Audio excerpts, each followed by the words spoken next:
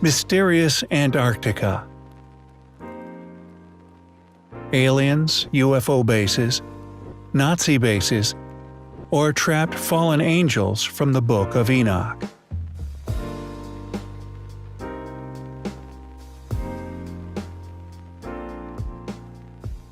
Antarctica is most likely the whitest region on Earth, with ridiculous amounts of ice that is too harsh for humans.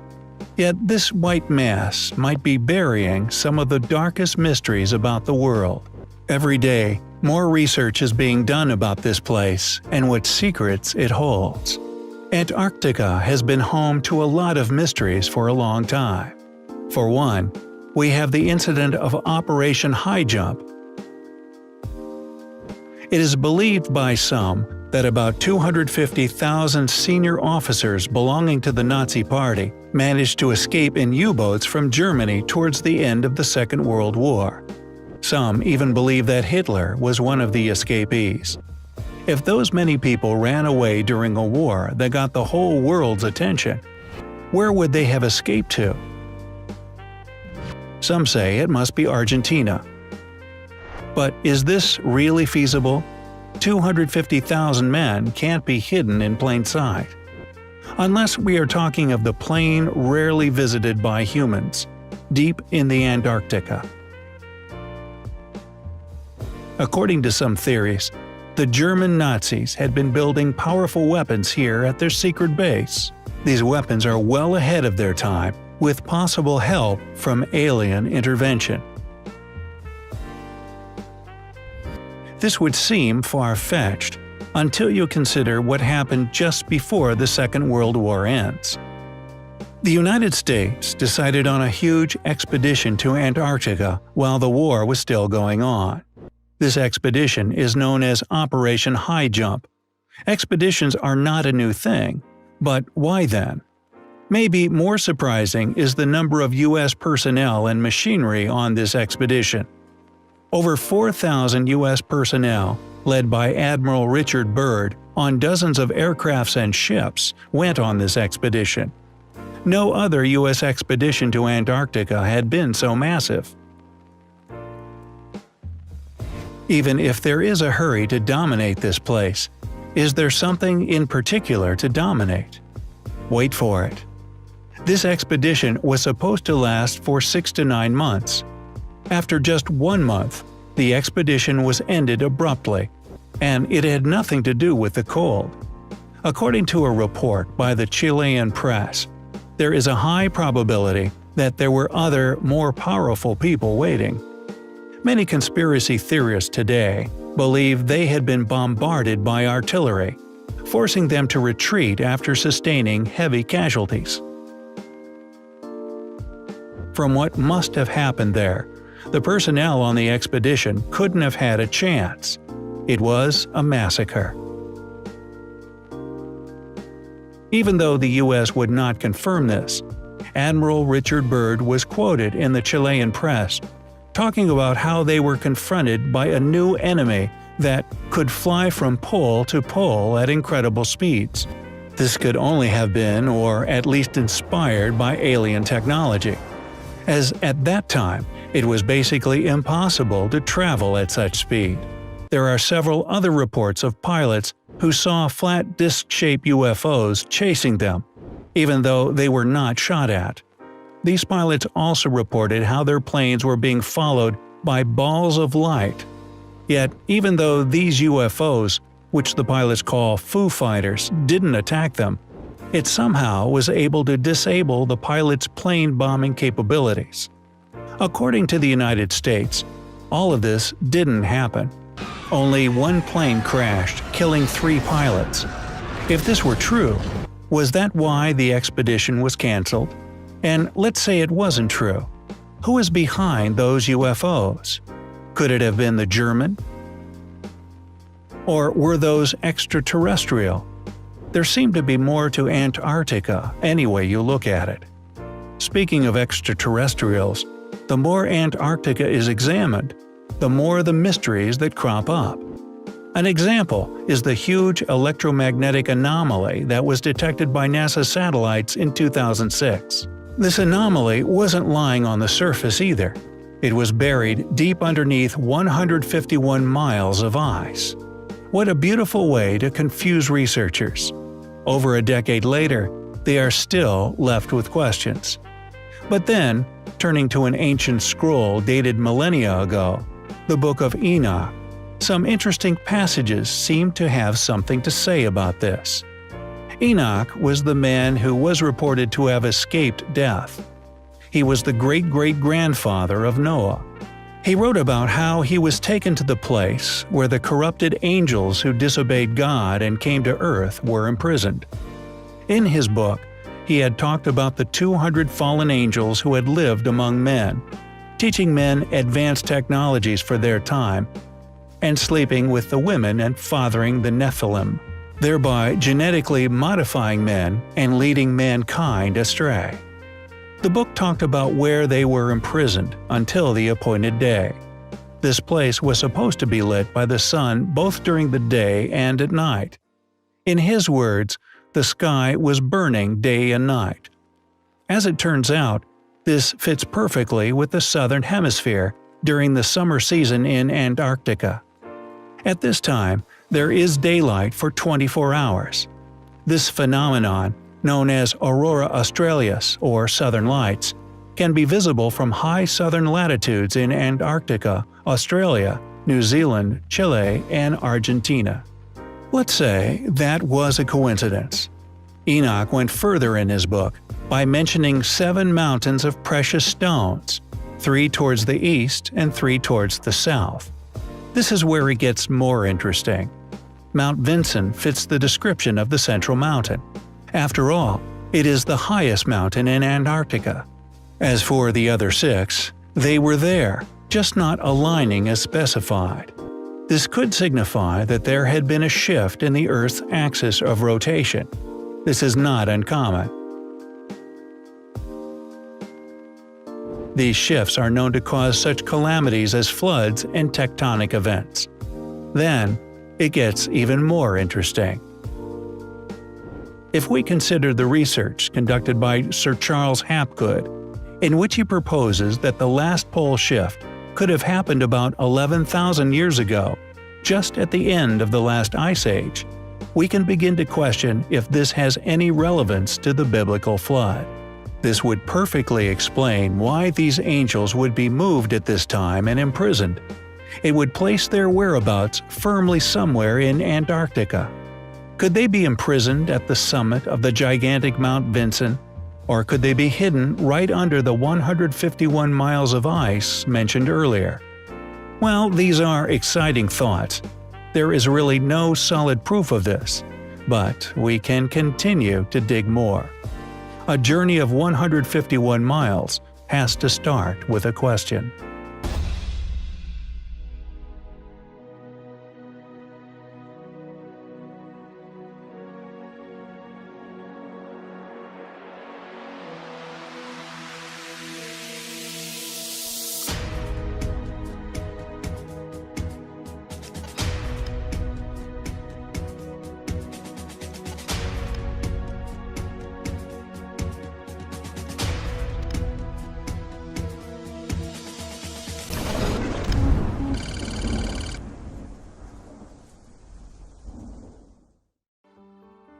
A once tropical paradise, Antarctica is now covered by a massive ice sheet spanning 98% of its surface.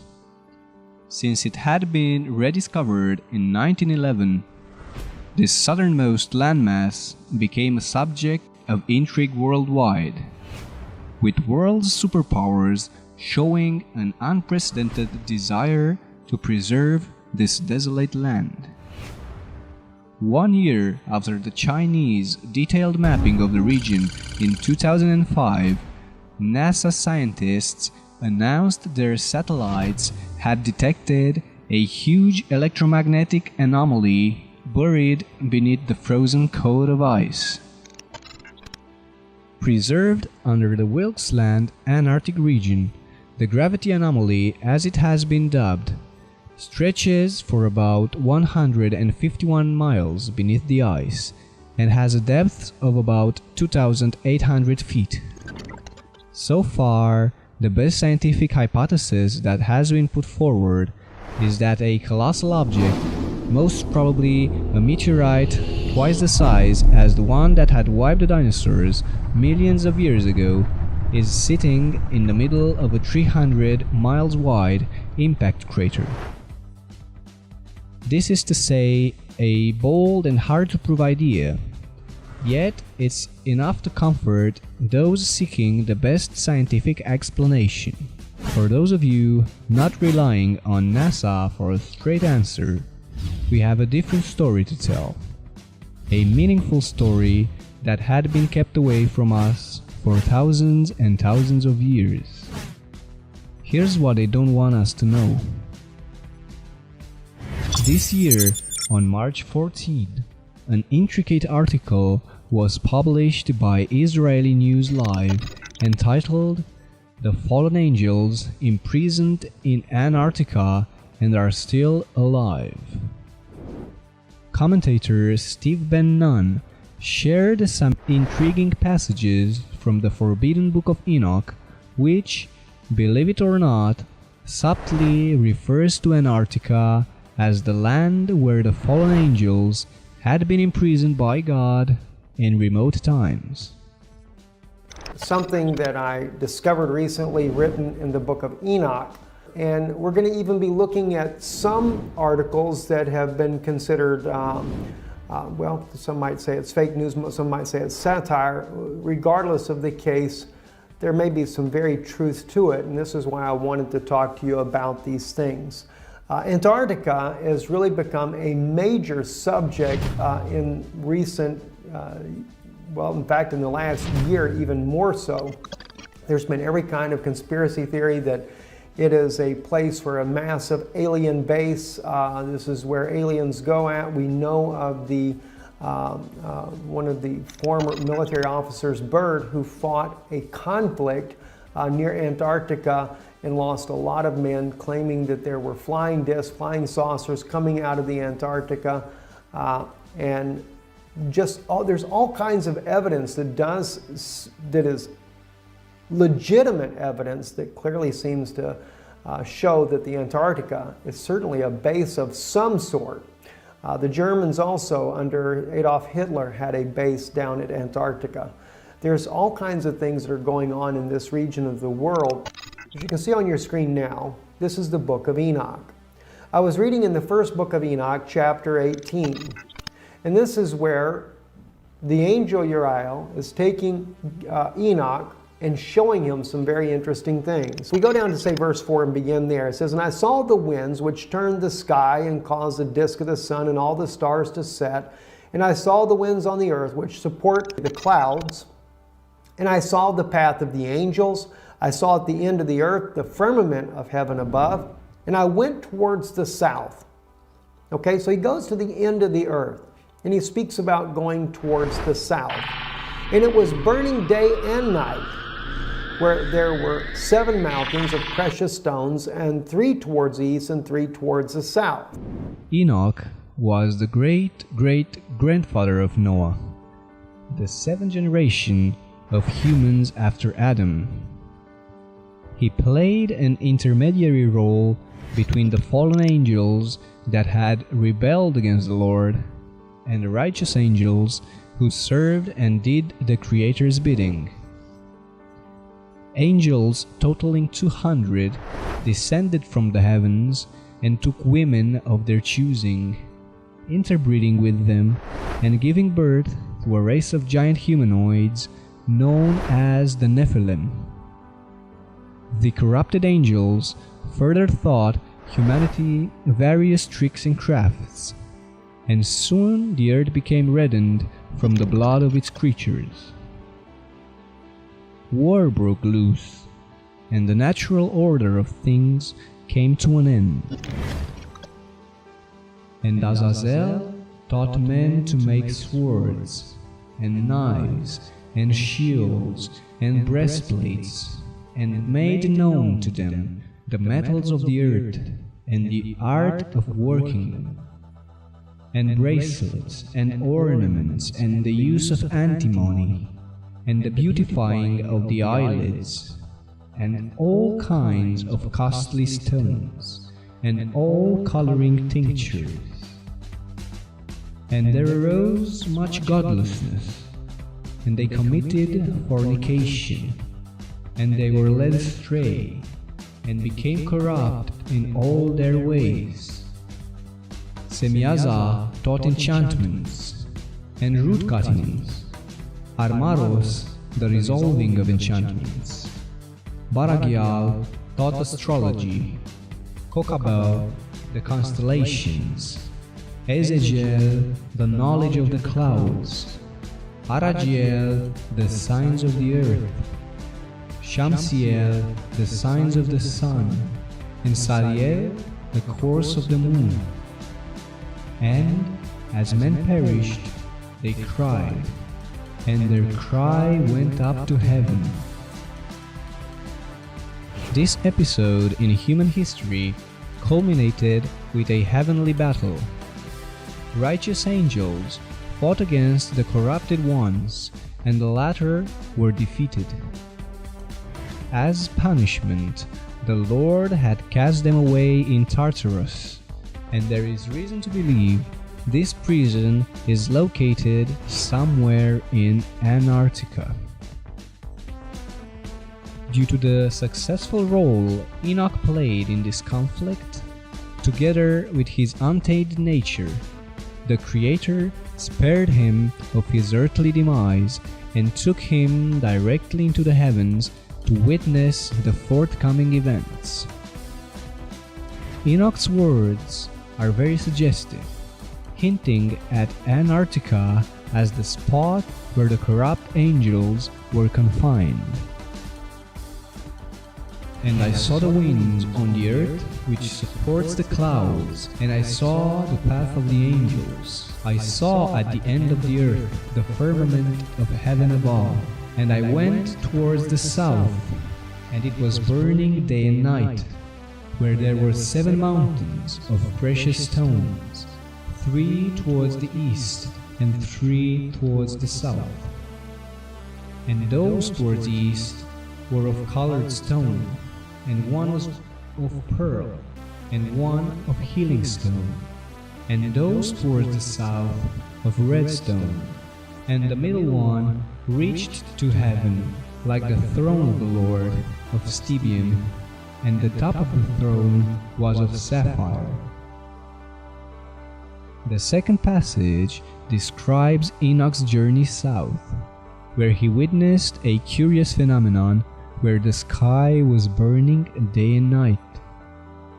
This could be interpreted as the southern hemisphere summer season in Antarctica, where there is daylight for 24 hours. The burning sky phenomenon refers to the aurora australis, or the southern lights, which are visible from high southern latitudes in Antarctica, Australia, New Zealand, Chile, and Argentina. Regarding the 7 mountains, Mount Vinson qualifies as the central mountain described by Enoch, as it is the highest in Antarctica. It does indeed have 6 other adjacent peaks, but they don't match the alignment depicted unless we shift Earth's axis of rotation. The pole shift hypothesis speaks of rapid shifts in the relative positions of the modern-day geographic locations of the poles and the axis of rotation of the Earth, thus triggering calamities such as floods and tectonic events. According to the research conducted by Sir Charles Hapgood, such brisk changes were a common occurrence in Earth's history, and proposes that the last pole shift had happened about 11,000 years ago, at the end of the last ice age. Was this the time when the biblical deluge took place? Was Antarctica transformed from a habitable land into a frozen, inhospitable desert of ice as a result of this pole shift? Were the corrupt angels imprisoned at the summit of the iconic Mount Vinson in the Antarctic Sentinel Range? Or maybe where the Wilkes Land anomaly is located? It is still unclear based on the above clues, but dots are slowly joining. The locations of the above-mentioned sites don't overlap, but they both present a veritable riddle awaiting to be solved. From what we know from the Book of Enoch, the angels are still alive and struggling someplace underground until the time of the redemption. The Book of Enoch further reads, "And like a spirit questioning me, the angel said, 'This is the place of the end of heaven and earth. This is the prison for the stars of heaven and the host of heaven. And the stars which roll over the fire, these are the ones which transgressed the command of the Lord from the beginning of their rising, because they did not come out at their proper times. And he was angry with them, and bound them until the time of the consummation of their sin, in the year of mystery.'" With this last passage in mind, it could be that Antarctica's riddles are too complex to unfold, and are instead awaiting this mystery year to arrive. Its frozen prisoners shall return to this land to wash their sins in the battle with the evil that is to come.